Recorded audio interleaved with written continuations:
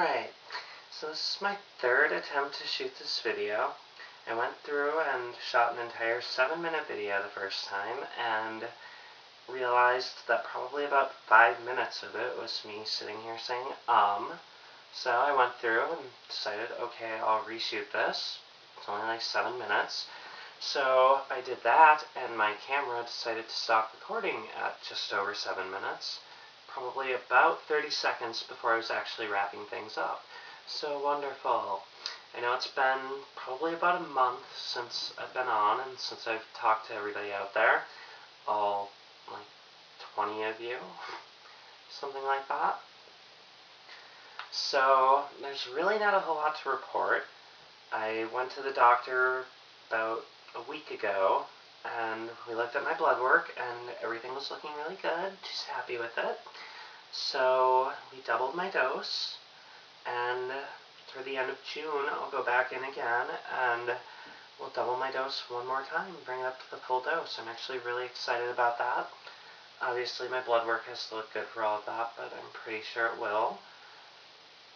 Things are going well overall. There's that word again. Just keep throwing it out there. I'm really actually terrible for that. I've looked at a couple of my other videos, and that comes up a lot. Particularly when I wing it and I don't write anything down.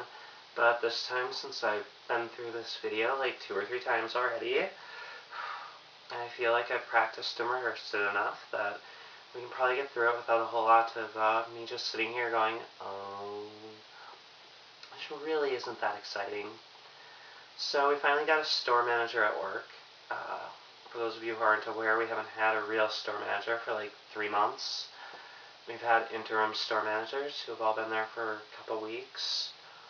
And so I never really got to talk to store management about this when I started doing this at work. I was able to talk to the assistants, and it was all good, and they were happy to let me be me. I really didn't give them a choice.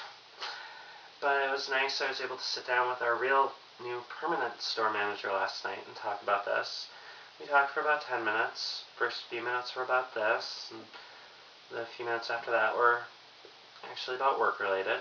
So when we talked about this, it went really well. She told me, well, first she asked me if my experience has been good since I started, if I've had any negatives.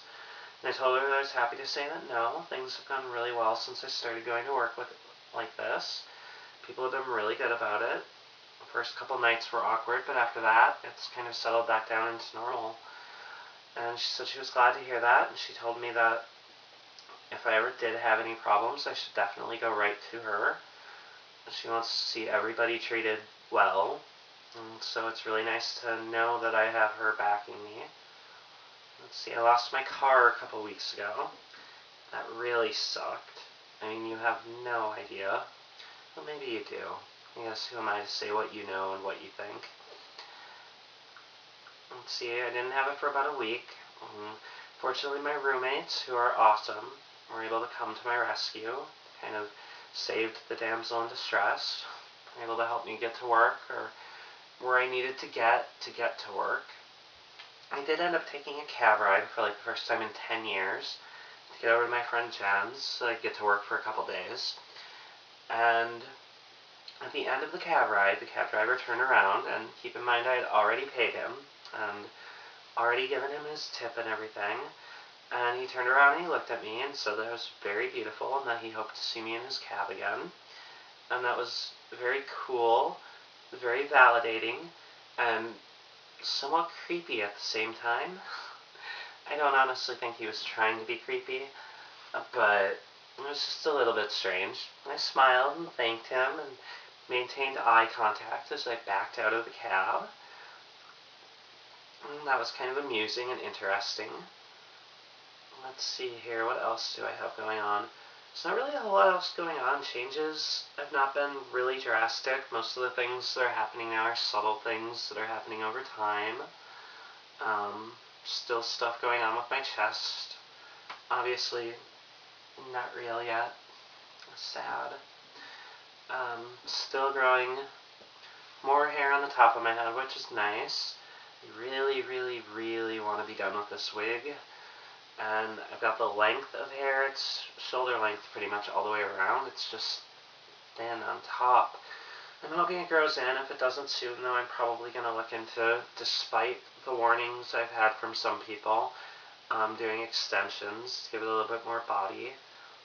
I really, really want to be done with this wig. It looks nice, and I love it, but it's coming up on summer, and it's going to get to be really hot wearing this thing. Not to mention the fact that it still kind of feels like part of dressing up for this, if that makes sense. Of course, I can sit here and wait for you to tell me if it makes sense, but it's not really going to happen now, is it? No. Non-responsive. So I'm hoping to be out of the wig within the next month or so. Let's see. If I talk a little bit, at least for a minute or two, about kind of transgender issues. I've kind of been going through this, and I've been telling you about it and keeping you updated, and kind of gone into why. But there are a lot of misconceptions out there about transgender people, what they're like, why they do, why we do what we do, and why we live our lives the way that we live them. Some people think that it's a sexual thing, and it's not. It really isn't. I mean, come on, I look good, don't get me wrong. But I don't get a sexual thrill out of dressing up like this. It really does nothing for me, yes. I mean, if something happens and I'm turned on by something else while I'm wearing this, I'm going to get turned on like anybody else. But dressing like this, being seen like this, doesn't do that. It's just the way that we are supposed to be perceived. Say it's the way we want to, but it's more the way we need to. A lot of transgender people who don't deal with these issues, they slip into depression, drugs, suicide rates among transgender is definitely high. And, I mean, kind of allows me to think that that could have been me. But things are good overall. What else is there? Some people think that transgender, and we'll take male to female, transgender, transsexuals, since I know a little bit something about that. They think that a transsexual, transgender woman is just a gay guy, gay man who can't deal with it, who feels shame or really can't face themselves, and that's not the issue either. Like I said a moment ago, this has little to nothing to do with sexual orientation, what we feel toward other people. It's an internal. It's the way that our brains developed, and quite probably it started in the womb, and it's just been continuing to develop off-kilter our entire lives. It's really difficult or impossible, probably impossible, to explain to somebody who's not transgender what it feels like, what we go through as far as our body image and kind of the dysphoria that we feel, the disconnect that we feel from the rest of the world. It's really difficult to put that in perspective. I use a lot of analogies when I do it, just because that's about the only thing I can think of, is to get somebody to kind of think about or look at something similar and be able to equate it that way. Kind of like the first time I went to therapy, I told my therapist that it was like a puzzle piece that's cut not quite right. You can maybe mash it into place, squeeze it into place, and from a distance it might look good. But you get close up and you can see that that puzzle piece, even though the puzzle thinks that that's where it's supposed to go, it doesn't fit. And that's because it was cut wrong, and nothing that you can do aside from altering that puzzle piece, cutting it down, shaving it down, whatever you have to do will make it fit correctly in that spot. And that's kind of what we deal with too. There's nothing, I shouldn't say nothing, there are a lot of transgender people who are able to deal with this without transitioning. Sometimes just dressing is enough and taking on that role. That's not me. I will be transitioning fully. But we all have to do something to make ourselves fit better. We don't fit as is, I guess is the point that I'm trying to make in a really, really meandering way. I get to be a little bit wordy sometimes. I know. You're stuck listening to it. I appreciate it, though. It's nice to have you guys out there to talk to. Where was I? So, that's kind of how we deal with it, though. We have to do this stuff, and some people you don't have to do, like I said, the whole transition, but all of us have to do something to deal with this. So let's see, was there anything else before I wrapped up?